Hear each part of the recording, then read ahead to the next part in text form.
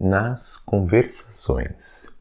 Não se irrite com o interlocutor se não lhe corresponde à expectativa. Talvez não tenha sido você suficientemente claro na expressão. Se o interpelado não atende de pronto, cale as reclamações. É provável que ele seja gago e, se não for, a descortesia é uma infelicidade em si mesma. Quando alguém não lhe der a informação solicitada com a presteza de que você desejaria, não se aborreça. Recorde que a surdez pode atacar a todos. Evite os assuntos desconcertantes para o ouvinte. Todos temos zonas nevrálgicas no destino, sobre as quais precisamos fazer silêncio. Não pergunte a esmo. Quem muito interroga, muito fere. Cultive a delicadeza com os empregados de qualquer instituição ou estabelecimento onde você permaneça de passagem. Sua mente quase sempre está despreocupada em semelhantes lugares e ignora os problemas de quem foi chamado a servi-lo. Seja leal, mas fuja à franqueza descaridosa. A pretexto de ser realista, não pretenda ser mais verdadeiro que Deus, somente de cuja autoridade amorosa recebemos as revelações e trabalhos de cada dia. Se o companheiro lhe fere o ouvido com má resposta, tenha calma e espere o tempo. Possivelmente já respondeu com gentileza 99 vezes a outras pessoas, ou talvez acabe de sofrer uma perda importante. Ajude conversando. Uma boa palavra auxilia sempre. Lembre-se de que o mal não merece comentário em tempo algum. André Luiz, neste capítulo chamado Nas Conversações, inicia nos orientando: não se irrite com o interlocutor se ele não corresponde à nossa expectativa, se ele não responde na hora que a gente quer, se não dá a orientação que nós solicitamos, nos colocando várias possibilidades de que aquela pessoa pode não ter compreendido o que nós falamos, por dificuldade de compreensão ou por estar pensando em alguma coisa, por estar passando por algum problema. Então, nas conversações, observarmos essas pequenas questões que tanto interferem no nosso sentimento, como esta.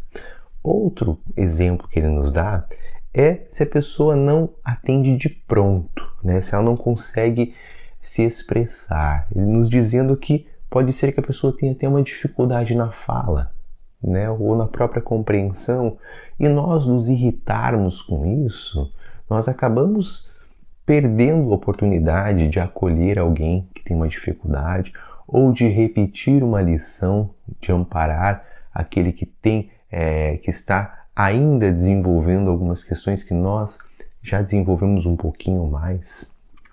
Nos dá um outro exemplo, quando alguém não lhe der a informação solicitada, ou quando alguém, por exemplo, a gente percebe que não quer dar uma informação que nós sabemos que a pessoa tem, de também não nos zangarmos, também não nos agastarmos com aquilo. Nos dá o exemplo, por exemplo, de evitarmos assuntos desconcertantes para o ouvinte. Todos temos zonas nevrálgicas. E isso é um ponto importante de aprendermos a fazer silêncio quando nós percebemos que tocar num assunto que é desnecessário somente para ferir é uma forma de nós produzirmos desequilíbrio em nós mesmos e nos outros. Então, tomemos cuidado nos assuntos que nós escolhemos nas nossas conversações.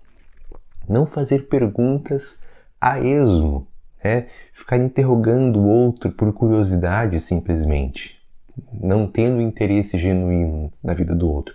Então, as perguntas feitas a esmo podem e tendem a gerar desequilíbrio também. Como André Luiz nos diz, quem muito interroga, muito fere.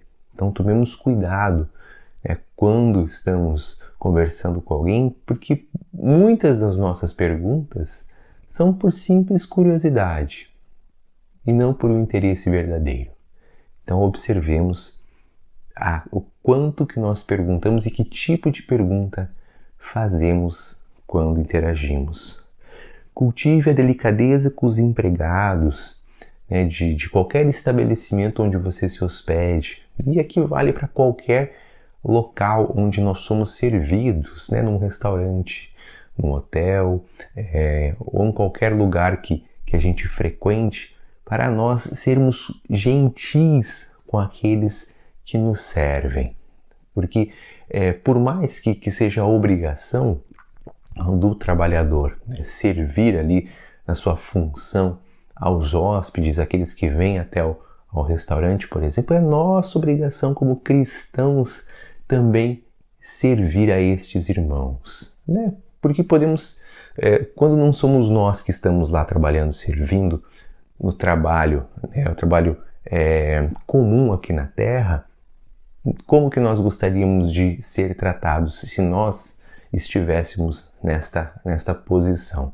Então, é o dever do trabalhador tratar bem os seus hóspedes, por exemplo, e é nosso dever como cristãos tratar bem a todo e qualquer irmão que conosco convive. Ele continua: seja leal, mas fuja à franqueza descaridosa. Então a gente precisa ser verdadeiro, porém, fugindo daquela franqueza, né, de falar na lata, como se diz, que é descaridosa. Então não tenho por que jogar esta verdade na cara desta pessoa, sabendo que vai ferir. Então a gente tem que ser delicado até mesmo com a verdade. Se o companheiro lhe fere o ouvido com má resposta, tenha calma e espere. Possivelmente ele já foi gentil muitas e muitas vezes e não está num momento bom, está passando por alguma dificuldade. Então tenhamos calma até mesmo com aqueles que nos ferem gratuitamente. Ajude conversando. Uma boa palavra auxilia sempre. Então utilizemos o recurso da nossa palavra para o bem, para o nosso bem, para o bem dos nossos filhos, dos familiares, daqueles que convivem conosco. E ele finaliza: lembre-se de que o mal não merece comentário em tempo algum. Então utilizemos a nossa fala para engrandecer o bem, não para ficar alimentando o mal. Devemos falar sobre o mal, sim, mas que seja um tempo breve, né? Quando precisamos analisar, compreender alguma situação, pronto. E utilizemos a maior parte do nosso tempo para buscarmos o bem com as nossas atitudes, com o nosso pensamento, com o nosso sentimento. E a fala é um dos mecanismos que nós temos para buscar o bem. Então, falemos o máximo possível sobre as coisas boas da vida. Que Jesus nos abençoe e até o nosso próximo encontro.